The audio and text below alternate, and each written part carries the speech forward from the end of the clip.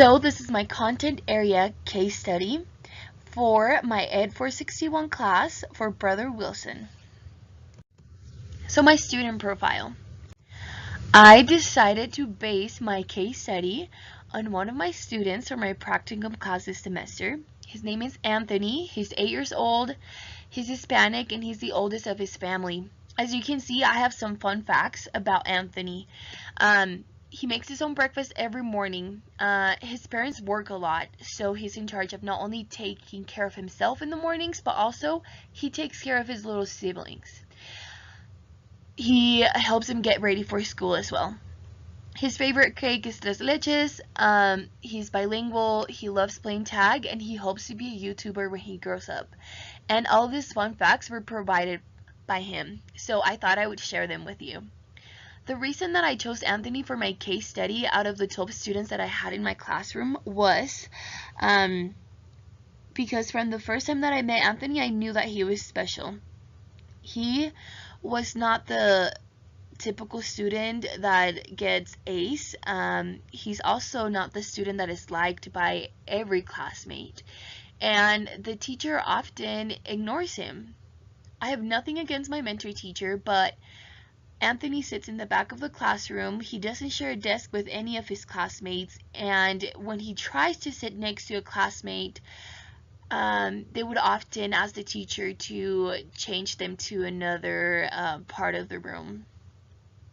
So what I did as a teacher's aide, I would sit with him and help him with his classwork, and I got to know Anthony not only in an academical level, but I also got to know him in a very personal level, and I realized his potential and his desire to do good in class and his desire to be a good classmate and to have friends. So during this 2 months that I had the opportunity to be with Anthony, I like to say that I helped him develop a good relationship with his classmates, but I also helped him realize that he has potential and that he's a really smart kid. So this is Anthony, and I hope you guys enjoy this case study. So my instructional plan. So these are my state literacy standards. My reading and writing standards, I based them on my lesson plan. So my reading standards, it was very important for him to understand the main idea of the text that we were reading, just because I was going to have him write a story after we read our text. So it was really important for me to know that Anthony understood what a main idea was, and in order for him to have a main idea in his story. Also, he had to compare and contrast in order for him to understand the text. So now in my writing standards, 3rd grade is a very exciting grade because it's the first time that we see our students writing paragraphs. So for me, it was very important for Anthony for him to understand that a good paragraph consists of 42 sentences, and that he has to have a main idea. There has to be a body and a conclusion. So these were my writing and reading standards. So this is my state concept standard, specifically for my lesson and specifically for second language learners. Okay, so the text that I shared with Anthony had very specific vocabulary words, which I'm going to read. So groundhog, winter, still, temperature, squirrel, hibernate, sleep, energy, fat, and warm were the vocabulary words that the text was giving me, and I decided to add the word dormant in there. So what I did for my vocabulary activity is that before the students read the text, I had them underline words that they didn't understand or they had questions about. So some of them underlined the word energy, some of them underlined the word still, some of them didn't know what temperature was, and hibernate, which is very important for them to understand what hibernate is. I do have to say that I did teach this whole lesson to the whole classroom, but I only gathered Anthony's data. So when they were writing their story, we reviewed the vocabulary and we had a little activity, and I'm going to talk about that activity later. But I also gave them a new vocabulary word, which was dormant, and most of the students had a hard time including that in their writing portion of the lesson plan. But I thought it was really interesting to throw in new words that the students didn't actually know, and I think that made the lesson a little bit more interesting. So as you can see, there was tier 1, tier 2, and tier 3 vocabulary words in this lesson. Okay, so the text that I chose, it's called Animal Hibernation, and it was written by Michael Gravel, and it was illustrated by Aaron Houston. And it's a whole book, but we only read a little portion, a couple of pages from that book.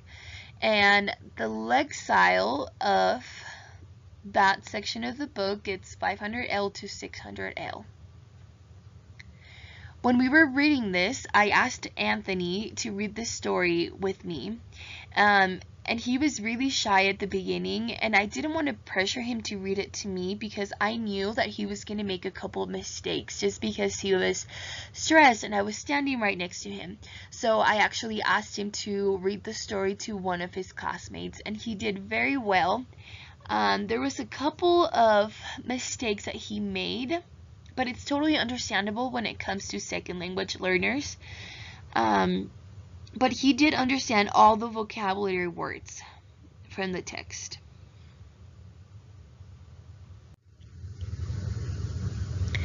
Okay, so for our reading practices, what I did before we started reading the text, I did a small preview and predict activity with them.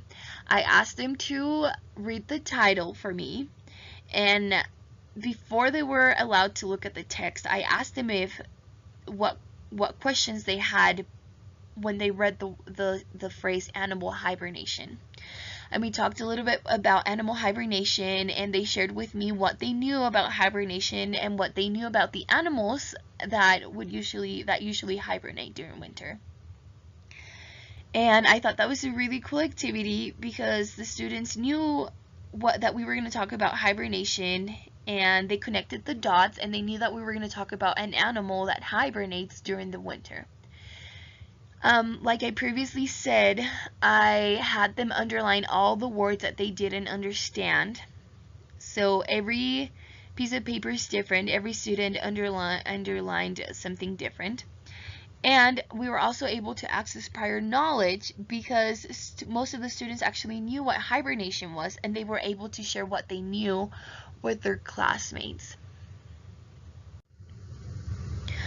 So for my writing practices, first of all, I told my students my expectations, and I told them that I wanted an introduction, a body with details, and a conclusion in their story. I also gave them two options. So the first option was they were allowed to write a story about a young animal that was hibernating for the first time, and what that animal did to prepare for hibernation, and what the animal did when spring came around. But I also gave them the option to relate hibernation to their lives.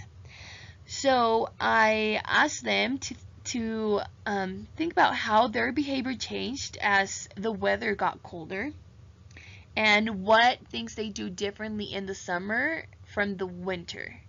So I thought that activity gave him more freedom to write whatever they wanted, and a lot of the students chose to write about an animal hibernating for the first time, but Anthony decided to write how he changed during the winter and the different things that he did in the summer and between the summer and winter. So I thought it was really cool that out of all the students, he was the only one that compared and contrasted, and I really appreciated that. We also did a Foursquare, and Foursquares are really helpful. I don't know if it's only for third graders that it's helpful or for language learners, but Foursquares are really amazing because it helps them write down all their ideas and the important details, and they can look back to that paper when they're writing their story. So my favorite activity was Foursquare because I was able to see how creative they were and how different they were, because I didn't ask them to write a Foursquare on one thing. I gave them the freedom to write on whatever they wanted. So all of the stories were very authentic, and it was really awesome to see how their brains work differently. So for my listening part with Anthony, he was able to listen to a story that talked about migration. The reason that I didn't choose a story that talked about hibernation was because he understood the concept of what hibernation was, and second, because I wanted him to make connections with things that he already knew. So he understood, after our listening portion, he understood that migration and hibernation are similar, but they work differently, and they're both necessary for animals to survive during the winter. So this is why I decided to look for a listening text that talked about migration. And before he sat down and listened to this little story called Talked About Migration, I asked him if he knew what migration was. And he told me that he knew a little bit about migration, and he knew that birds migrate to survive during the winter. So I thought that was really cool that I wasn't throwing Anthony into this strange listening portion without him knowing what was expected out of him.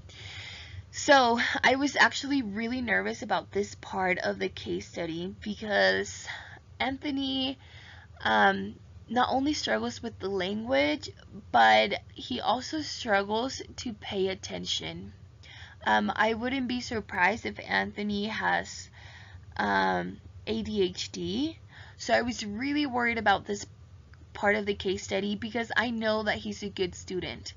But I was really surprised about what he did and the strategy that he used.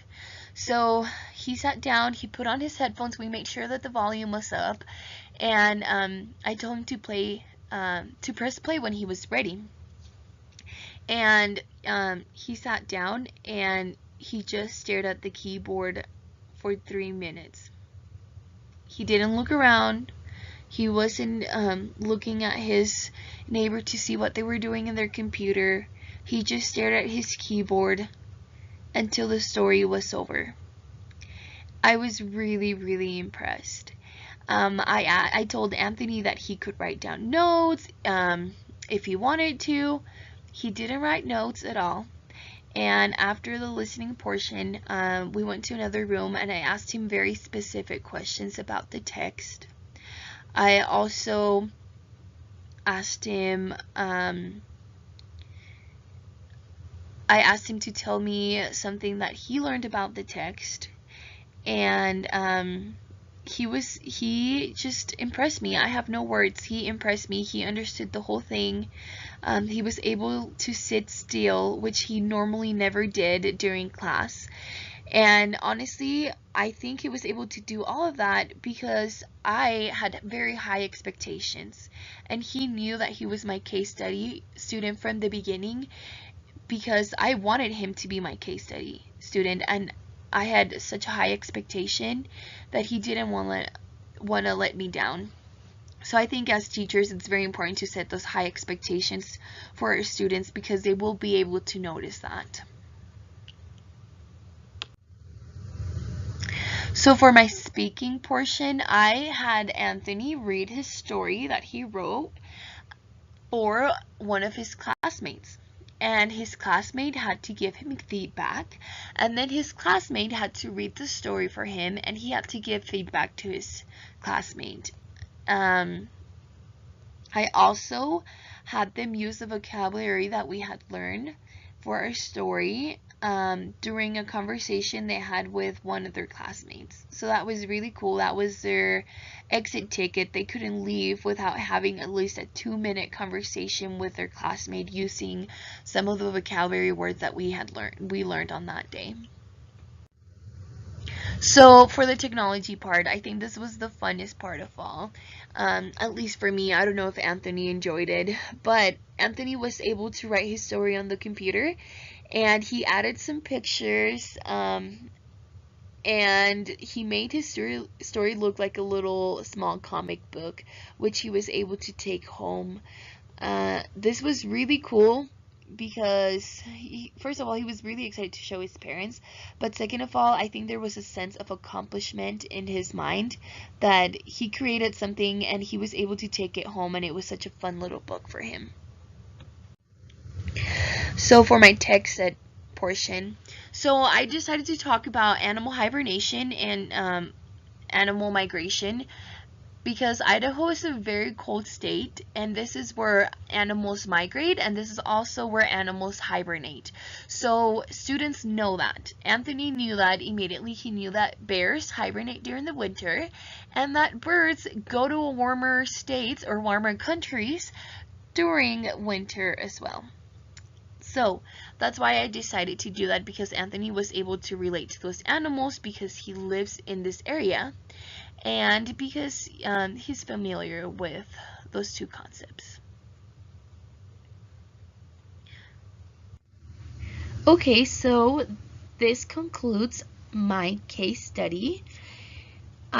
Once again, I'm very grateful for the opportunity that I had to work with Anthony, and for the opportunity that I had to create a fun lesson plan for them. It was really interesting as a future educator to see the importance of finding the right text for them to read, for finding the right vocabulary words, for finding the right writing activity. There's really a lot of planning behind a lesson plan if we really want to help our students improve